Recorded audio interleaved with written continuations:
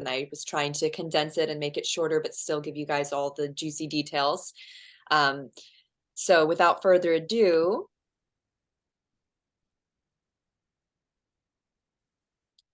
okay, I'm going to move this down there.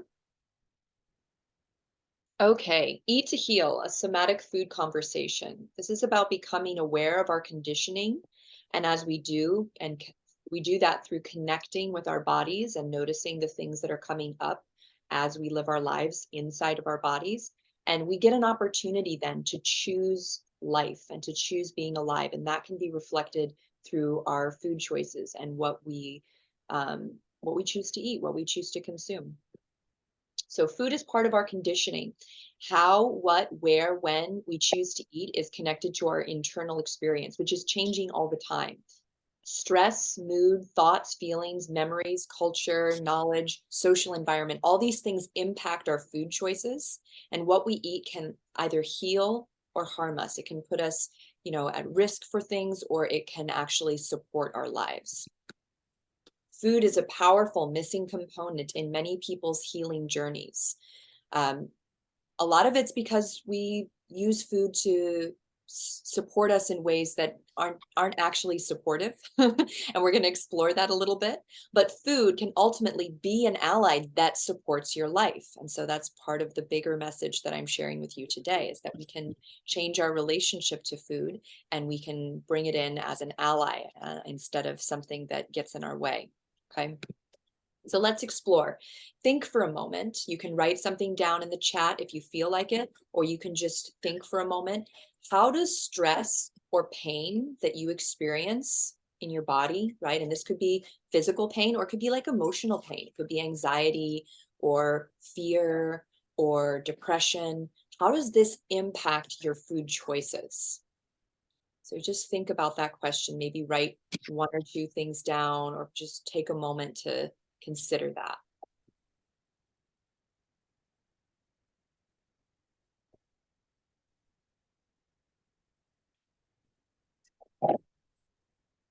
Good.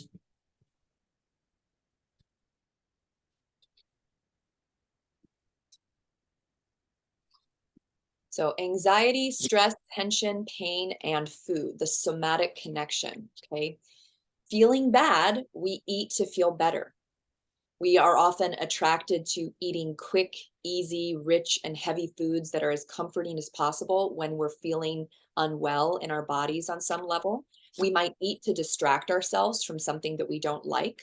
I've certainly experienced plenty of emotional eating and stress eating, even not eating when I'm feeling stressed, right? Or when I'm feeling overwhelmed, or all these things. Ultimately, what we're doing when we're looking for food to fill some space inside of us or distract us, we're trying to regulate. We're actually trying to calm ourselves, and it may or may not be working. We are not bad or wrong for doing any of these things, for choosing convenience foods, or for, eating when we feel bad to feel better. We're actually just suffering, and we're looking for a way out of our suffering. It's a misguided attempt at self-love. And when we can start to really see that and understand that, we can release the judgments that we might have about ourselves for responding to the pain of life through our food choices. Okay? We are largely unconscious to the impact of this dynamic, the dynamic between our stress, tension, and pain and the food that we're eating, and then it's the food's impact on us. We're unconscious to this mostly until we start having health issues. Right. And then the thing I want to reiterate here is that your health issues are not just bodily issues. They could be your mental and emotional health issues as well, that are ultimately bodily as well, or it's all taking place in the experience in your body, right? So here's a bit about my food journey. Okay, I'm going to share with you the story of my food healing life here. This is me at 4 years old, the same age as my son is now, and we look actually quite a bit alike, except he's got blue eyes. So I grew up with divorced parents who divorced by the time I was 2 years old. So my very, very early years, from 0 to 2, I was in the middle of my parents' divorce. This was difficult. I didn't totally grasp until much later in my life how challenging that really was on my young nervous system. I had a single mother who was working night shift, and I spent a lot of time at daycare and the babysitter's house.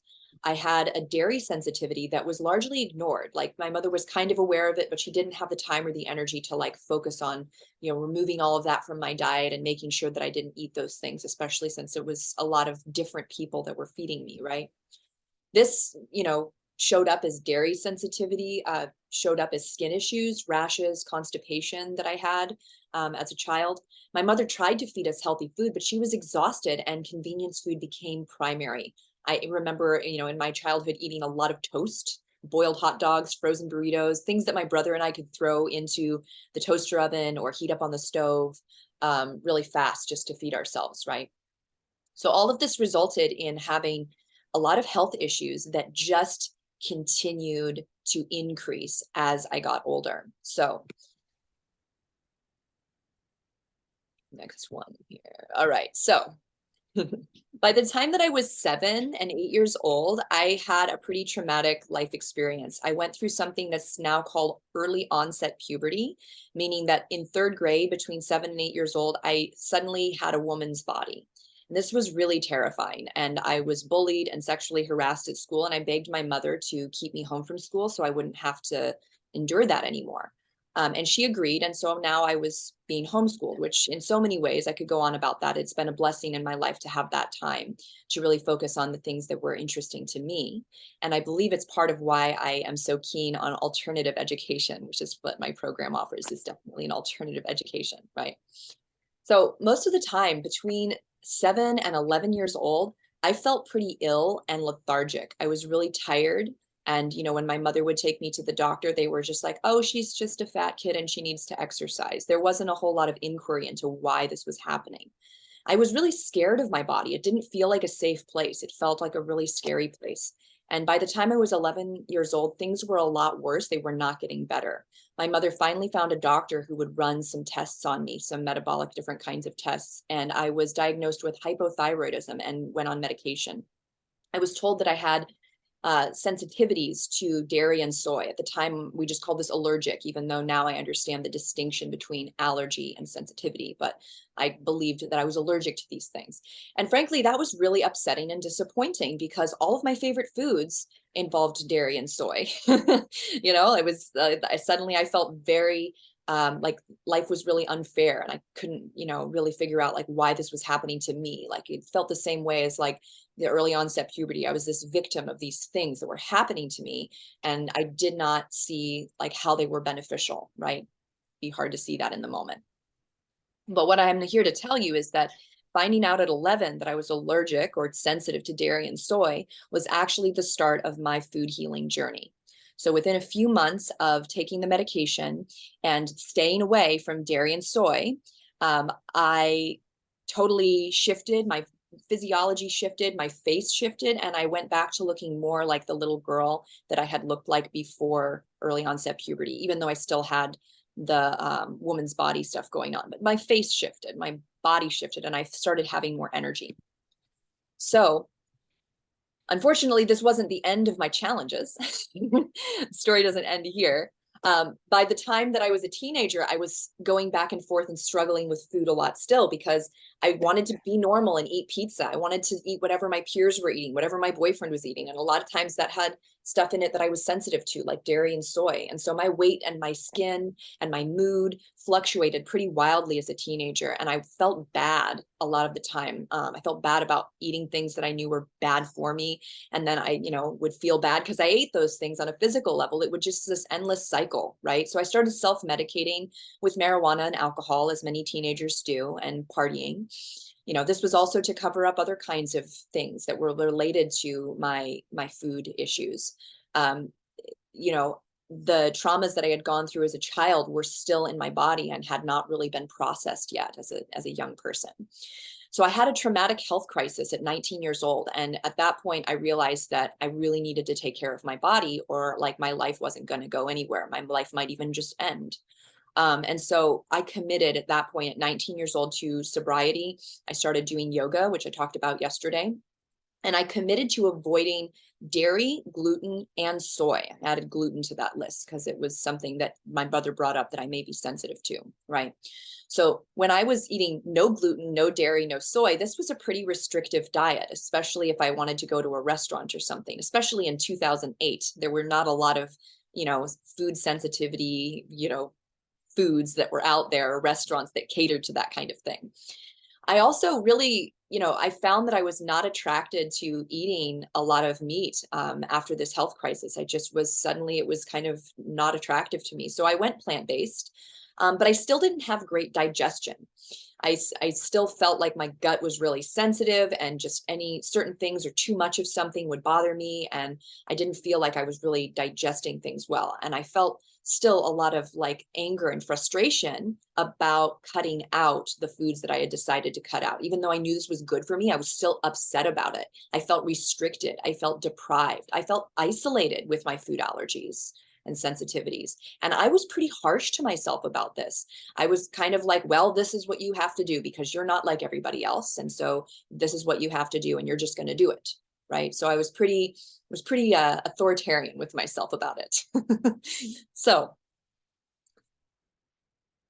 this is another turning point here, the chronic pain that I talked about yesterday. When that started happening in my body, I didn't have the same discipline available to me, because when you're in pain, you start getting desperate, especially when it's just continuing day in and day out. You're in a lot of pain, especially physical pain, where I'm limping and I'm feeling all this tension through my back and my hip, and I'm waking up to it and I'm going to sleep to it, and it's day in, day out. And I started again experimenting with using substances, specifically alcohol, to take away some of the pain, to make it easier to be in my body. And I started struggling even more with food on a regular basis. And this went on in my 20s, between being so harsh and restrictive with myself that I would rebel against myself and eat something that didn't agree with my body, right? And I would usually eat it in a kind of a stressed out way. Wouldn't like leisurely eating, the thing that like I thought was going to make me sick. And then it would end up making me sick, like a self-fulfilling prophecy, right? I was caught up in this pain cycle of being in pain, reaching for something that I hoped would help me, and then being in more pain as a result of that. And this just went on and on. I would either be good, where I was cleansing and detoxing and abstaining from all substances, or I would be bad, and I would be smoking at a party and doing shots and, eating whatever was on the party table, right?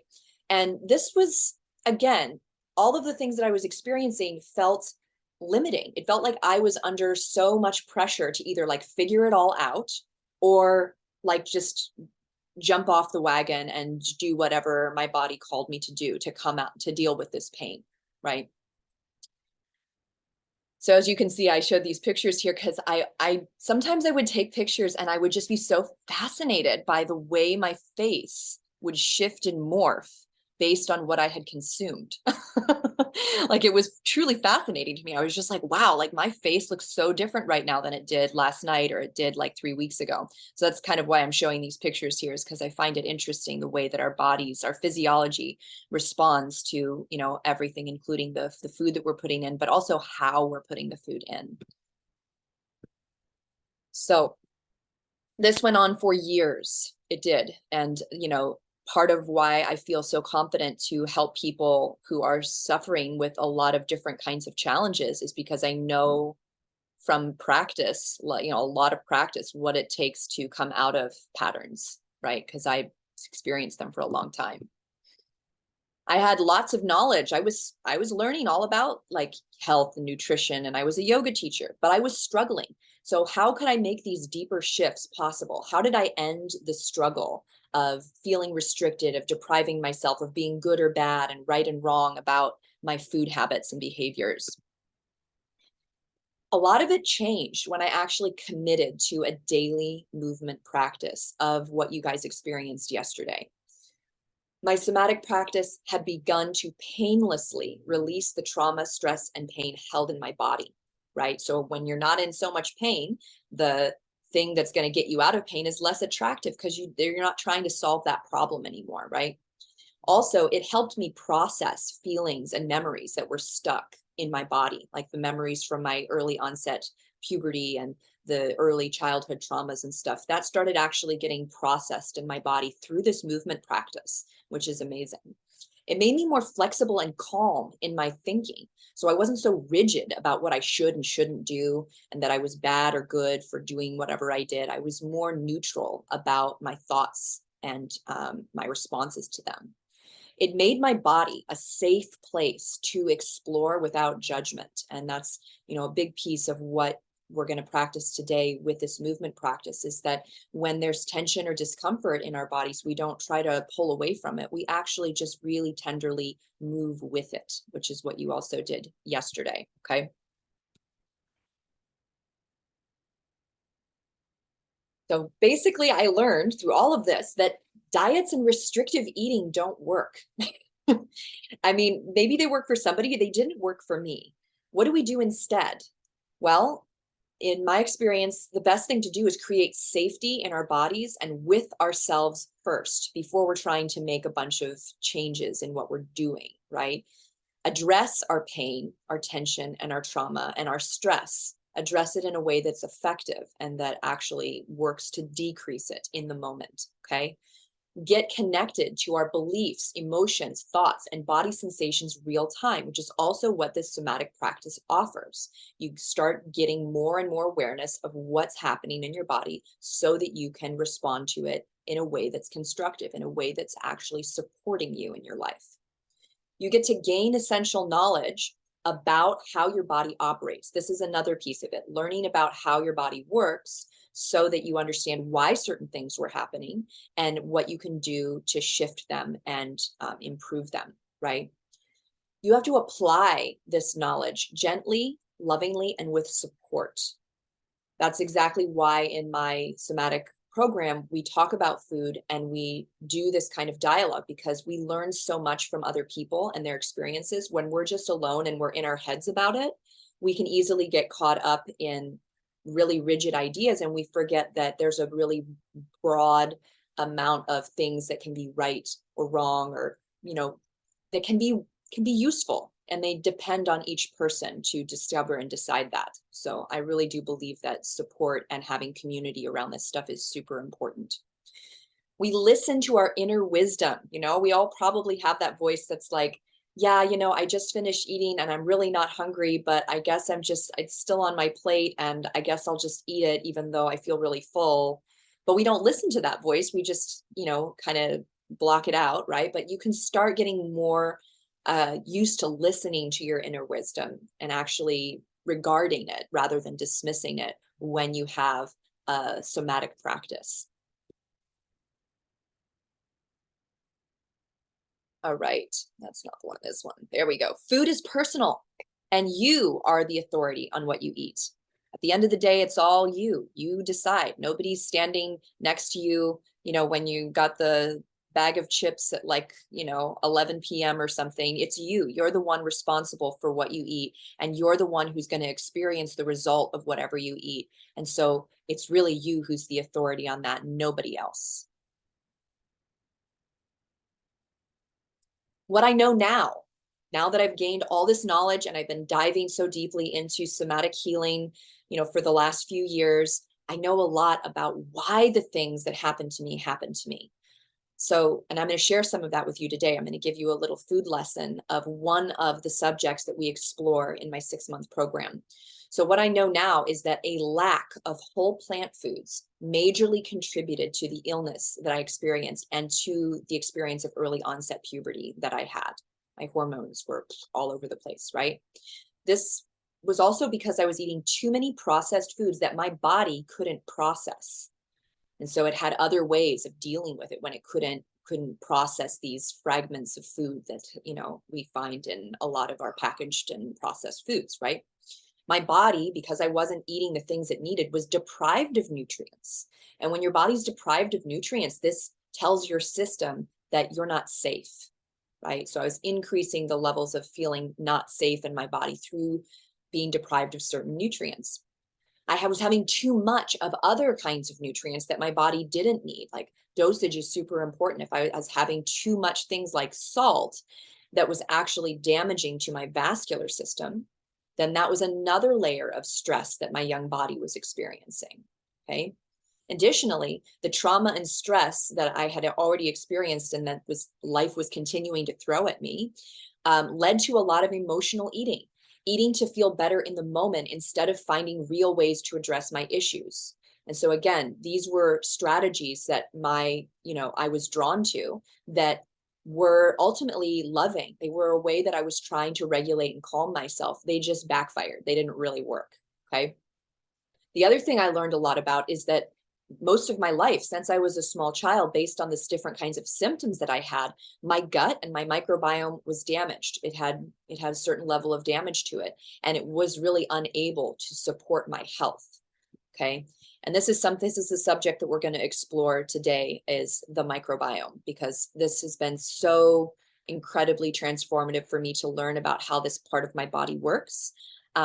And I'm going to share a little bit about it today. There's so much more. And I have a book recommendation for any of you that are interested in diving deeper into it. So, I somehow went, okay, there we go. All right. So, microbiome. You are 1% human and 99% microbe. This is how much your microbiome impacts you as a being, as a body. Okay. Beneficial bacteria, and there's beneficial bacteria all over your body, but the highest concentration of bacteria is in your colon, is in your gut. Okay. The beneficial bacteria in your gut feeds off of plant fibers. This is its food. This is its life force. This is how it proliferates. Different fibers actually feed different kinds of bacteria. And the number one determinant of a healthy, functioning microbiome is the diversity of microbes. So the diversity of plants that you eat equals the diversity of microbes that you have in your gut equals a stronger, healthier microbiome. You guys have probably all heard of probiotics, right? Like you can take probiotics in a little pill, or you can eat some yogurt. It's got probiotics in it, right? There's a whole string of events here that probiotics is actually just the middleman, okay? We actually have prebiotics, probiotics, and postbiotics, okay? Probiotics are the beneficial bacteria that feed on prebiotic fiber, okay? So the prebiotic fiber comes in, the probiotic bacteria eats it, and then they create what's called postbiotics that are also known as something called short-chain fatty acids. And these things are anti-inflammatory, and they immediately feed and nourish your brain, and they do all sorts of really powerful things to keep your body healthy and well. Okay, so that's sort of how the microbiome works from a beneficial bacteria perspective. We eat prebiotic fiber that feeds the probiotics, and that gives us postbiotics, which nourish and heal our bodies. So if you're just taking a probiotic pill, that's great. You got some of those probiotics, but what are they going to eat? If you're not eating plant fibers, they're going to die out. They're not going to proliferate. They're not going to keep going. So that's the missing link for me, was that it's about what I'm eating to feed those bacteria. And so personally, I don't really take probiotics anymore because I know I have them in my body. All I have to do is feed them, right? What damages our gut? Why was it that I had a damaged microbiome? And there's a lot of different reasons, and I've listed some of them here. But these are some of the things that damage our microbiomes. Antibiotics, they kill bacteria. They can wipe out, especially really strong ones, can wipe out, just like decimate your microbiome, which is why sometimes when people go on a lot of rounds of antibiotics for some reason, they end up not having good digestion, or they end up with other health issues that are related to having been on antibiotics. Exposure to mold is another thing. And there was mold in the house that I was growing up in as a little girl. And I definitely had some antibiotics at different times as well. Excessive saturated fats like fried foods can harm our microbiome. Some of us feel that impact immediately. If you've ever eaten something really greasy and then immediately, like 2 hours later, had to run to the bathroom. Okay. Alcohol, unfortunately, because I like IPA beer, but and I had this like relationship with it, right? But alcohol is similar to antibiotics. It can decimate and kill your microbiome depending on how much you're drinking of it. right? And just in general, it is a disinfectant and it kills microbes. So that's definitely not helping if you have a damaged microbiome. Trauma and ongoing stress puts us in our sympathetic nervous system, which is where we're dysregulated, right? And we're like, well, not necessarily dysregulated, but we could be maintaining that as being dysregulated. Maintaining our stress, maintaining these issues in our bodies puts us in a state of dysregulation where our system is just not working properly and we're not digesting our food well because we believe that we're in danger. Okay, so trauma and ongoing stress also impacts our microbiome. A lack of plant fibers. It's not just what you're not eating, it's what you're not eating, right? So for me, as a child, I probably liked, two different vegetables or maybe like one or two different kinds of fruits, maybe a picky eater or something. Maybe we're so attracted to just like three different kinds of plant foods that we eat on a regular basis and we sort of ignore the rest. Well, that doesn't create that level of diversity in your microbiome that's so important. Disordered eating, like obviously any kind of eating disorder where you're not eating, or fasting, which I did a lot of as well. Even exclusively juicing, you're once again depriving your gut of fiber, which is what the bacteria are eating. They're eating the fiber. So you might be getting some great nutrition from the juice, but the nutrient that you're missing is the one that's actually going to build your microbiome. Pain medications, including Tylenol and ibuprofen and all kinds of other pain medications, can also harm your microbiome. And then in general, going back to processed foods where there's these fragmentations of different nutrients or an excessive amount of one nutrient, and that can also throw your body system and your microbiome off, okay? Because your body doesn't really know what to do with, hydrolyzed corn protein, isolated hydrolyzed corn protein, et cetera, okay? So this all accumulates over time. It didn't happen just, in one day or 1 week. These things, if you look over them, how many times in your life might you have had a beer or had alcohol, or maybe me, I was fasting and I was, taking pain medication sometimes for my hip. All of those things were contributing to the dis-ease in my body without me really even realizing it. It was all invisible to me.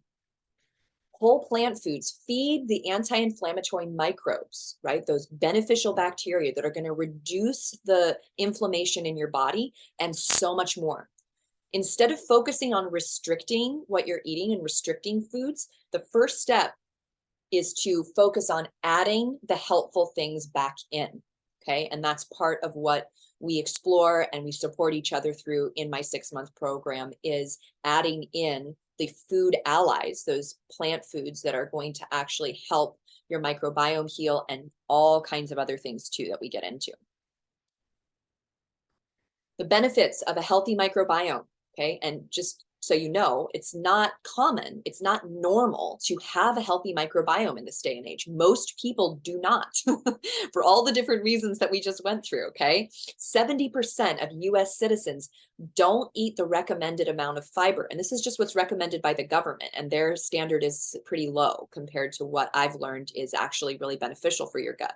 So if most people are not even eating like the minimum, right? This tells you that most people are not experiencing the optimal health and well-being and the protection from disease that they could be experiencing if they had a healthier gut, right? So some of the benefits are strong digestion, healthy bowel movements, a hormonal balance in your body, right? Which can equate to not having certain kinds of skin conditions or really intense PMS and periods, right? That stuff that's related to your hormones, or really, some women going through menopause might have like really intense fluctuations in their hormones. That can be mitigated when you have a healthier microbiome.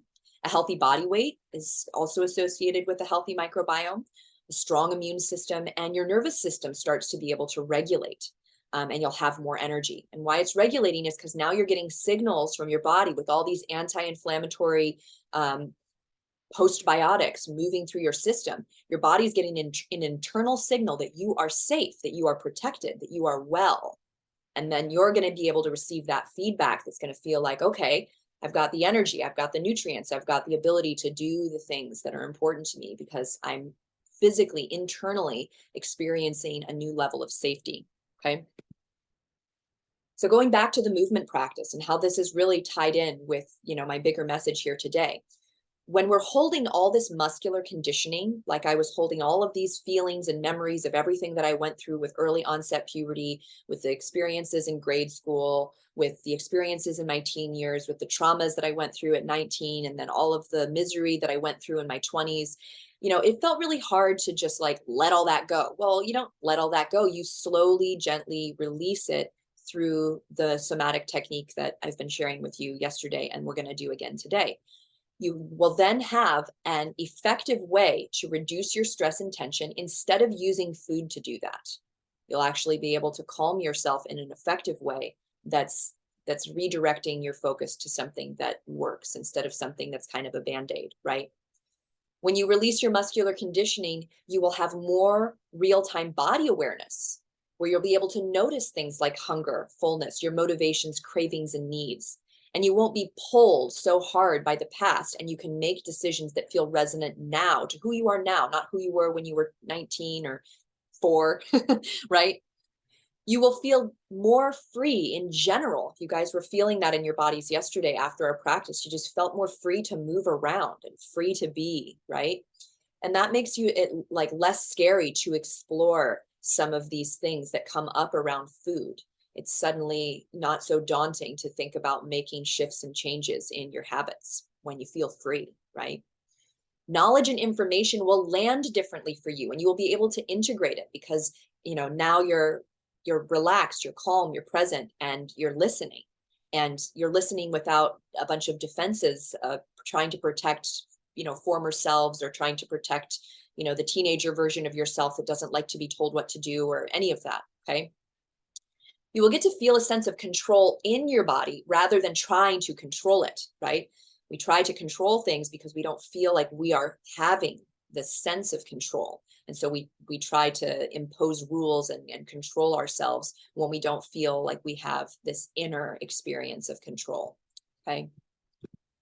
So let's explore, what did my story bring up for you, and how are you digesting this gut knowledge? It's kind of two things. And you can also just say whatever's on your mind or whatever your thoughts and feelings are about this conversation.